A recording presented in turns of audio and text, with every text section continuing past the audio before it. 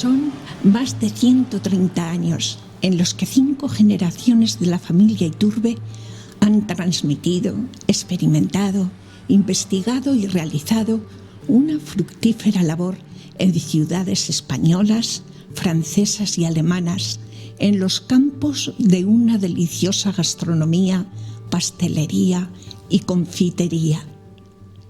Hoy, José María Iturbe, Chema, nos habla desde Haro de sus principios y recuerdos, de sus proyectos y de sus deliciosas creaciones.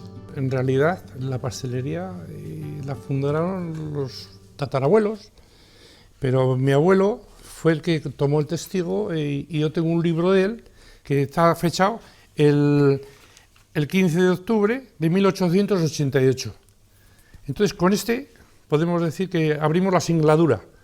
Tenemos más años anteriores porque el suegro de mi abuelo era confitero cerero y se llamaba Melchor Sabroso. Bueno, entonces, cuando mi abuelo se casó con una hija de este señor, pues escribió. Entonces ya a partir de este libro puedo hablar. Yo anteriormente no tengo historia que conozca.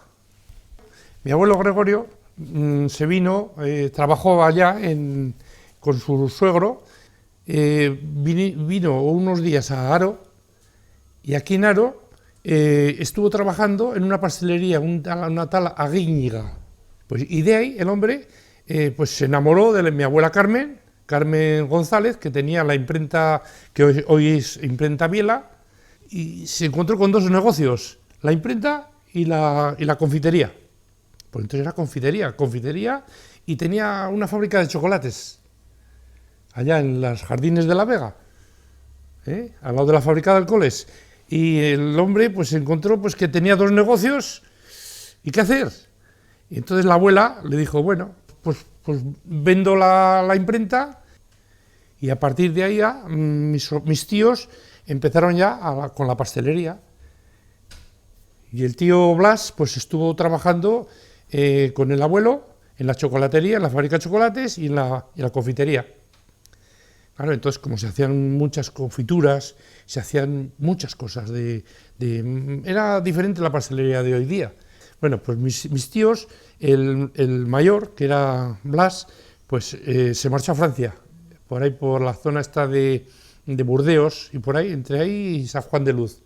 Y ahí estuvo unos años, y luego de ahí vino Haro, que por cierto tengo un libro de ellos también de recetas, y de ahí se marchó a Vigo, porque en Vigo pusieron una pastelería mi abuelo y un hermano de mi abuelo, y pusieron una pastelería en Vigo, porque como tenían mucha amistad con los de Martín la Cuesta, que eran los que llevaban el vino en bocoyes a Vigo, y de Vigo lo mandaban a Cuba, y luego allá lo envasaban en Cuba.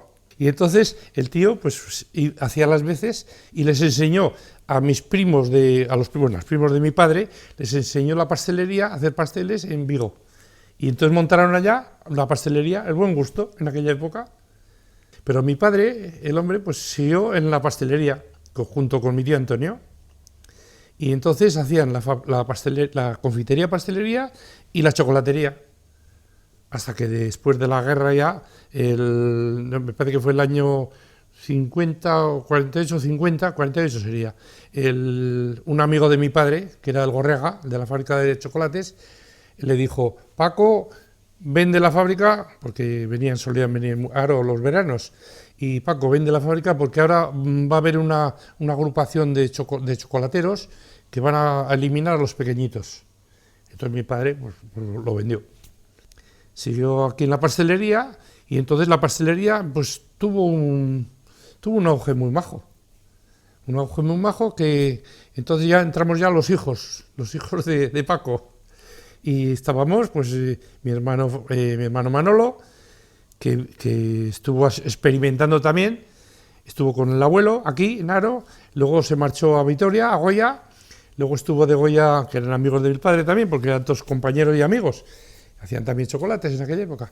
Y entonces luego se marchó, Manolo fue a Bilbao. Y en Bilbao combinaba el fútbol con la pastelería. Bueno, pues trabajó allá unos años, y de allá se marchó a Vigo, a la pastelería de Vigo. Estuvo allá también un año o dos, y de Vigo le llamaron para que iría a Santiago de Compostela a poner una pastelería, y pusieron una pastelería con un primo allá en Santiago de Compostela. Y luego ya de Santiago de Compostela le llamaron mis padres, o sea, mi padre y mi tío Antonio y el tío José, y vino a Logroño, a Los Leones.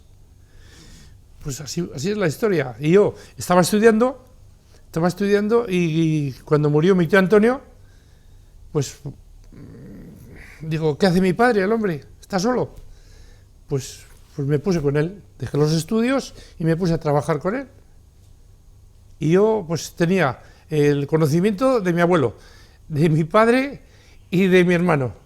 Y claro, yo decía, ¿pero es que esto qué es? Pues yo tengo ahora 3 conocimientos diferentes, esos los tengo que aunar en uno.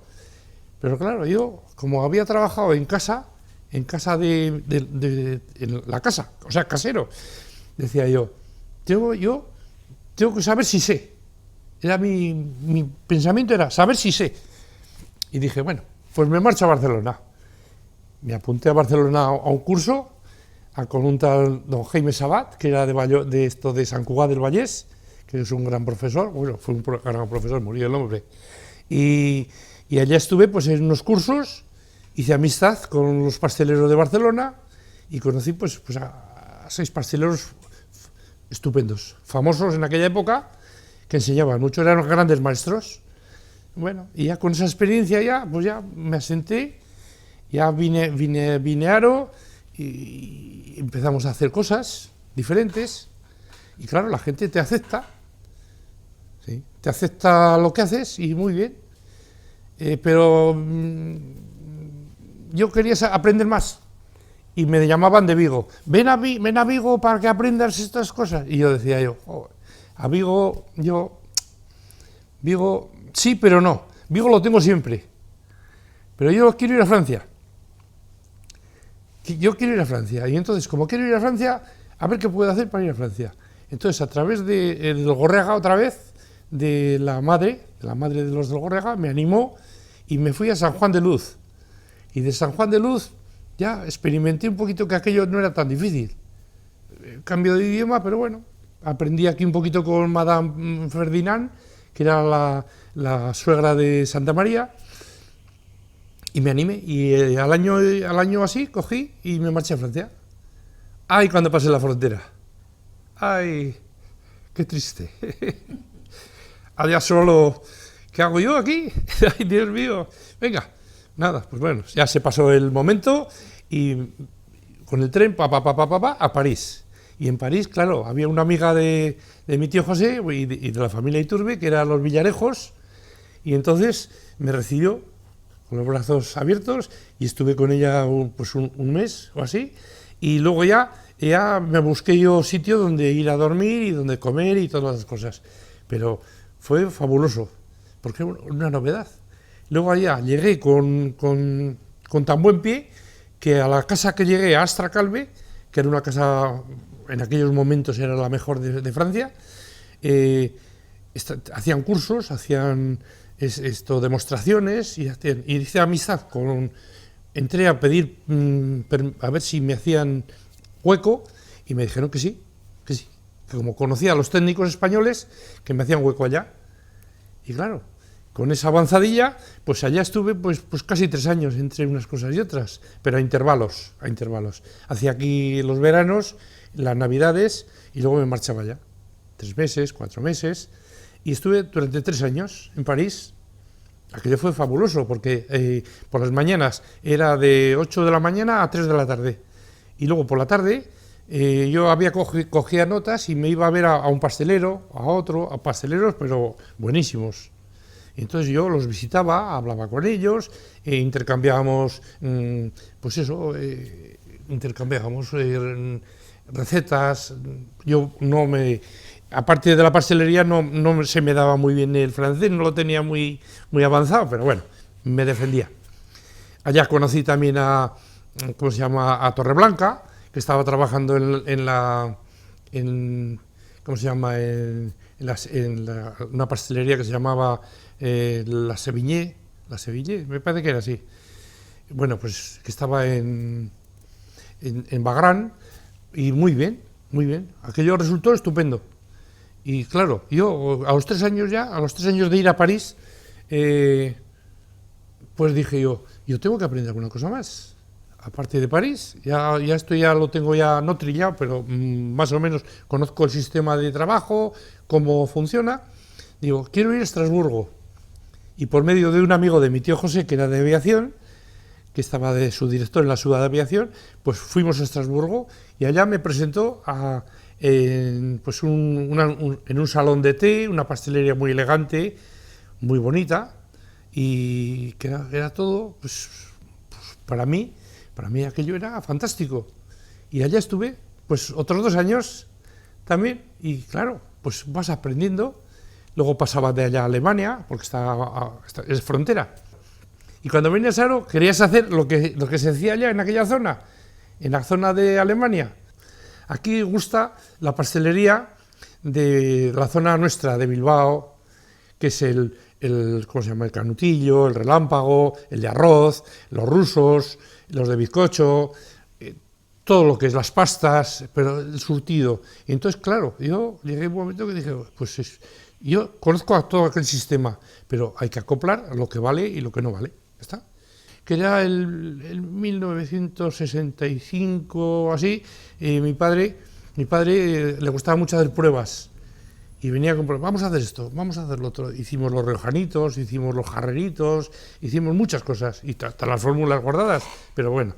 Y entonces se han ido renovando, y dentro de las renovaciones, pues han quedado las trufas de nata, que entonces no se hacían más que trufas de nata. Y poco a poco, pues oye, vamos a introducir, ya cuando ya cogí yo las riendas, entonces vamos a coger las trufas de café, y pegaron bien, oye, pues vamos a las trufas de café. Luego hicimos empezamos ya con las de whisky, las de whisky, las de Cointreau, las de ron, las de, ¿cómo se llama esto? Es que hay lo menos 14 tipos de trufas. Entonces vas revolucionando un poquito y renovando la cartera para que no se canse la gente. Pero siempre la reina, la de nata. ¿Por qué? Porque es una trufa blanca, limpia, que sabe a nata. Y entonces lo que le gusta a la gente es lo natural. Chema, ¿cómo era Aro en la primera mitad del siglo XX? Era fabuloso, fantástico. Yo era un crío, pero era muy bonito porque por donde irías tenías carros, tenías ganado, era todo movimiento. Y venías a la plaza, tenías los autobuses, tenías los taxis, había una gasolinera, y los cafés estaban siempre con gente, la arvejilla, estaba el artesana, ¿cómo se llama? La bombilla, también estaba ¿cómo se llamaba aquel hombre tan importante, donde jugábamos al futbolín? O sea, que era una vida, el sol, tenías el Pepe fue un poquito más posterior, que entonces había un peluquero en aquella época. En el Torreón estaba la casa, en el Torreón teníamos nosotros la casa donde dábamos clase con don Juan y don Ramón, o sea que era precioso para nosotros. Como críos estábamos siempre por todos los lados. La calle Mayor, que tenías 3 carnicerías, tenías 2 carbonerías, la parroquia que subías cada 2 por 3 porque había que ir con don Florentino, o sea que era fabuloso.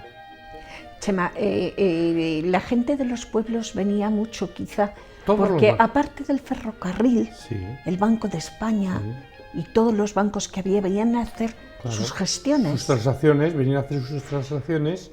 En la plaza estaba el Banco Zaragozano, en la calle La Vega el Banco Vizcaya, luego el Banco España, que era muy importante, muy serio, porque allá entrabas y había siempre 2 guardias civiles.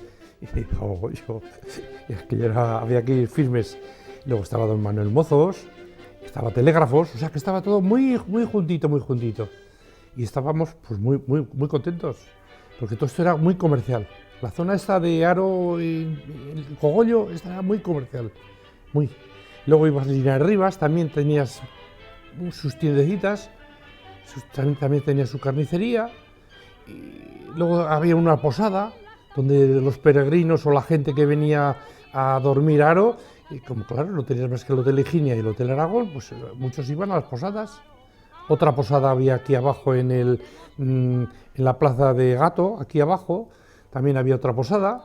O sea que era un centro y fantástico. Las bodegas, ¿no? Y las bodegas, sí, las bodegas muy importantes. Luego teníamos la Academia de Música en la calle San Felices, que los chavales, claro, nos íbamos a todos los sitios, para nosotros era un gran espectáculo.